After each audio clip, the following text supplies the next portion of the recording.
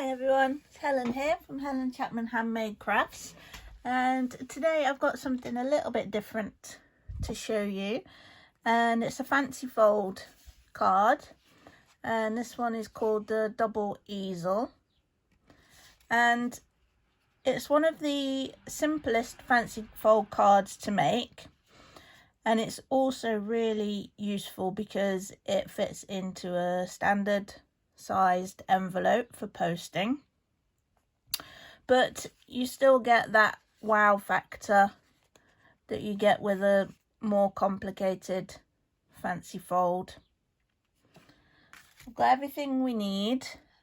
First of all, I'll just go through the bundle and DSP that I've used, and it's product from the upcoming annual catalogue, which goes live on the 3rd of June.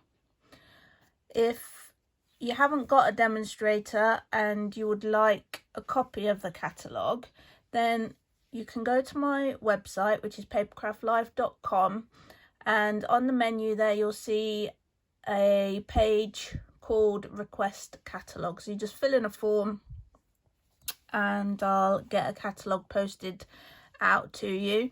If you're not a customer of mine already, be that purchasing Stampin Up products or attending my workshops, all I ask is that you cover the postage and you'll get that money back off of your first order that you place. And the only restriction with that is that it's within 12 months. So you can effectively get your catalogue for free. So this is the Tasteful Touches stamp set, and it's got a really interesting mix of stamps in here. You've got the foliage, the feather, the large flower, and then a couple of patterns that you can build up backgrounds with, and some really sweet sentiments. You are the best, the good things in life are better with you, just saying hello, and you are so special. And again, like a lot of the current Stampin' Up stamp sets, you've got some gorgeous font pairings as well. Really, really nice. The dies, the coordinating dies for the set are label dies. So they don't cut out any of the images specifically, but there's some gorgeous label dies, and they've got different features around the edging and lots of different shapes. So that's a really nice die set. I'm finding it's going a little way towards the fact that I'm missing the stitched all around dies quite so much, but I'm getting over it with the help of this. It also uses some of the DSP designer series paper from this suite, and it's this one that I've chosen, and it's kind of like a brick wall tile type image. There's some gorgeous imagery in this designer series paper. A lot of photorealistic tiles, brickwork, that sort of thing. Really, really nice. If you want a closer look, you can go to my pre-order unboxing video, which is probably from about a week ago now, maybe a little bit more, but you can find my unboxing video, and I go through all of the sheets in this DSP pack, and there are some gorgeous ones, wood textures as well, really nice textiles, beautiful. Okay, right, the card base for this, so it kind of has two bases, but the first one is just a standard temp fold card from half a sheet of A4. So this measures 10.5 by, bear with me, 20, I think it's 29.8 on a piece of A4. One sec.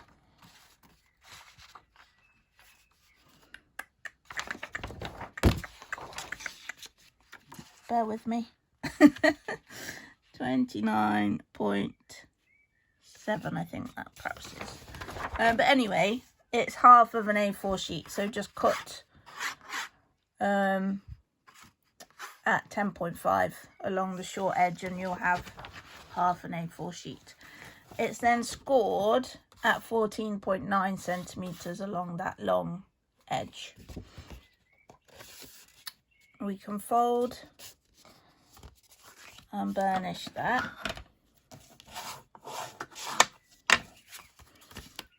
That's our first bit of the card base. I've then used a bit of Night of Navy, and this one measures 10 centimeters by 26.4, and I've scored it at 6 and 12 centimeters. And you're going to do the valley mountain type folds.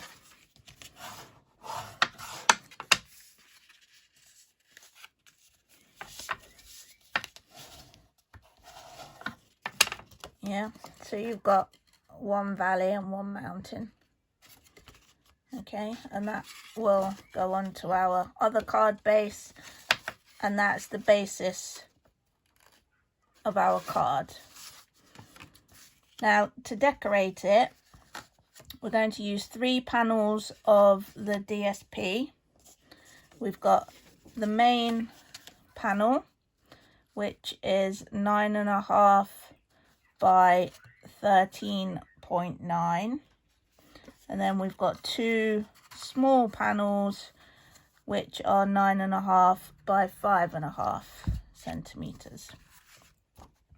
We can stick the 2 smaller ones on, but we're actually going to decorate the larger one, which we'll do before we stick it to the base.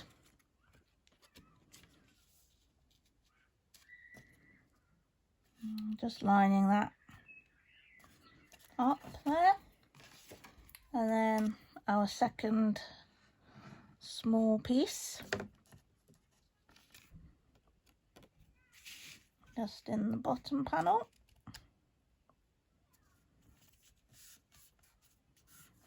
Like that. And then if we bring this one in, we're going to decorate around the edges of this with the foliage stamp, and we're going to stamp that in grey granite.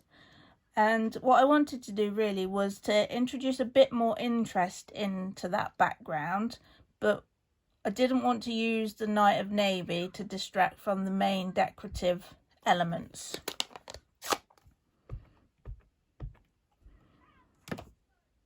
I'm actually going to sort of stamp off the page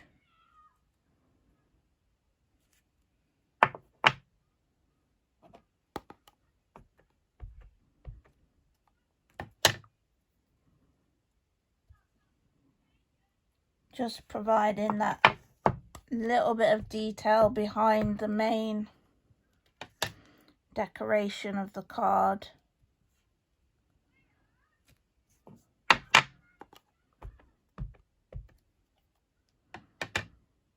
So a few of these, now it's entirely up to you. You could go all the way around the edge and kind of frame the brickwork, or you can just do the 4 corners. I think I might pop one in between at the top there. Like that.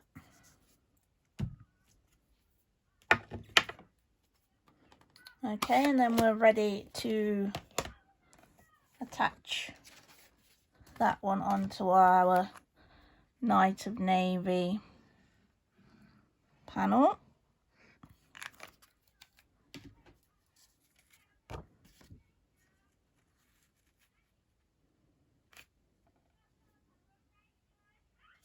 Just trying to centralize that. And then we can adhere this to the main card base.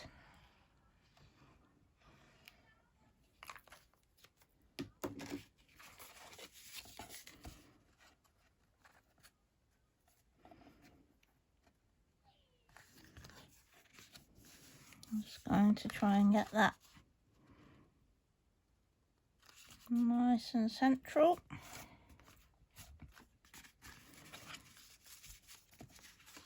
And that will form the basis of our card.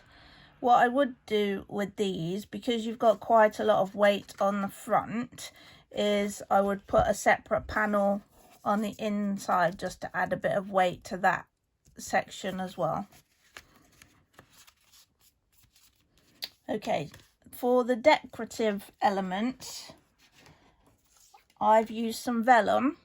I've cut out one of the larger labels in vellum, and I've cut out the sentiment piece from the grey granite.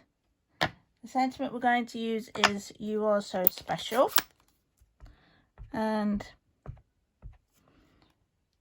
we'll stamp that, and I'm going to pop it just to the left hand side of the label, just so that we've got plenty of space for our flower.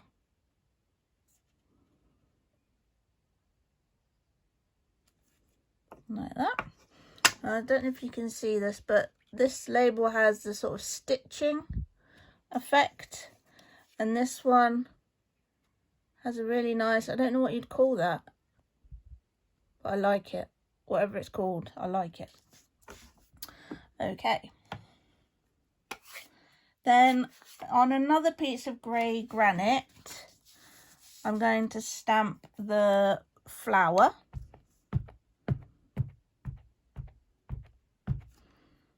A few taps of the ink pad, a few seconds of pressure.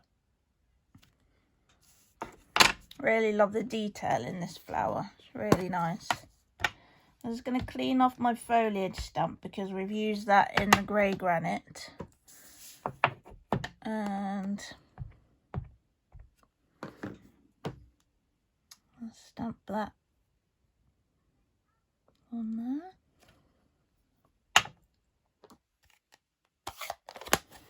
Now these are going to be fussy cut, which I'll do in a second. The only other bit is I've used the sprig punch and a little scrap of vellum again, and I've cut 3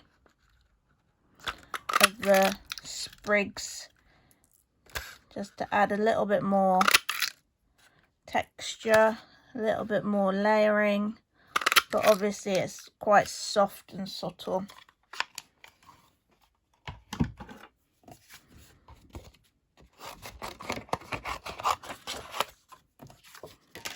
I'm going to whiz round this as fast as I can. I'm going to leave a border just because it's going to be quicker that way.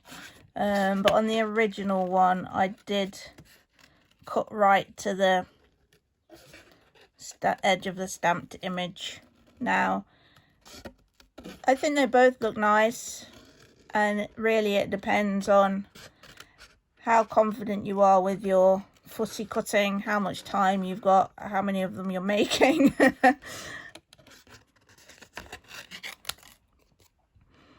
And with the fussy cutting, get the cardstock to help you. Move the cardstock round at the same time.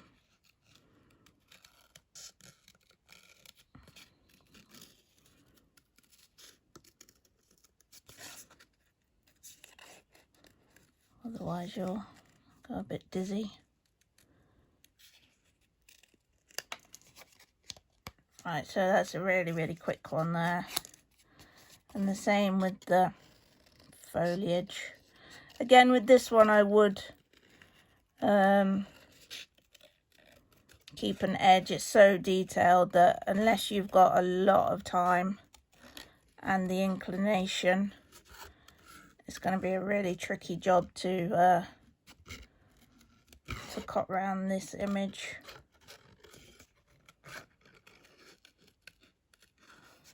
But I think let's still looks really cute.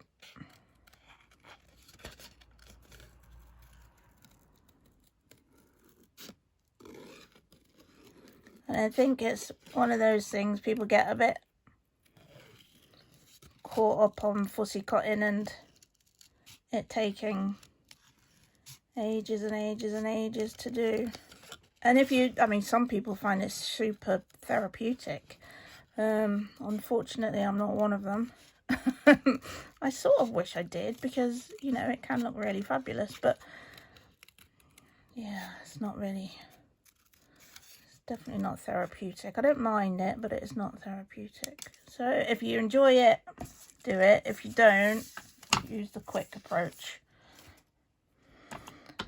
Okay, now we're going to layer all of this together, and the only thing we need to be careful of really is that we don't have too much of our decoration going outside of the main card. So just keep that in mind as you're building up your images. We'll bring in our little sprigs. And we can start popping some of those onto the back of our flower.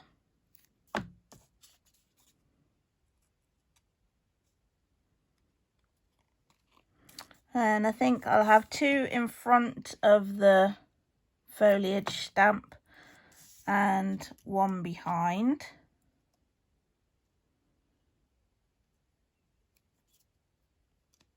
So the vellum is a bit slidey, so it can take a little bit longer to kind of catch. And just popping that in there. And the final vellum one, we'll just have that popping out from behind that other foliage there. And pop a little bit of glue on there. And then I don't mind the vellum going over the sentiment, but obviously I don't want the flower itself going over the sentiment. And just have a quick peek. So we're over the edges a little bit, but I think we'll find that because the standard envelopes are, yeah, we're just about okay there. The standard envelopes are slightly wider. We just give it a small tweak upwards. We should be okay. And then pop the whole thing onto the other label. Okay, so you're just going to see details of the label just poking out in the different places, which I think looks really nice.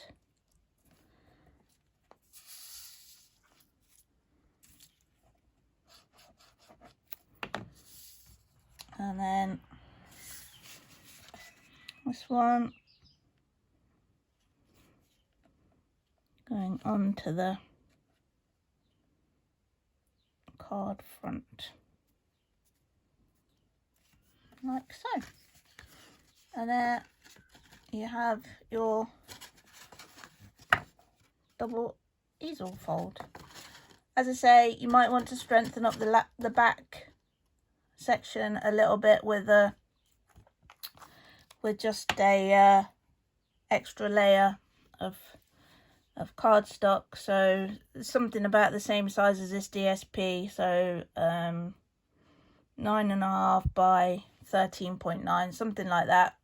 And maybe decorate it, pop a sentiment on the inside as well, and that will help to strengthen that up. But yeah, I think it's a really effective card, and yet it is one of the simplest fancy folds to create.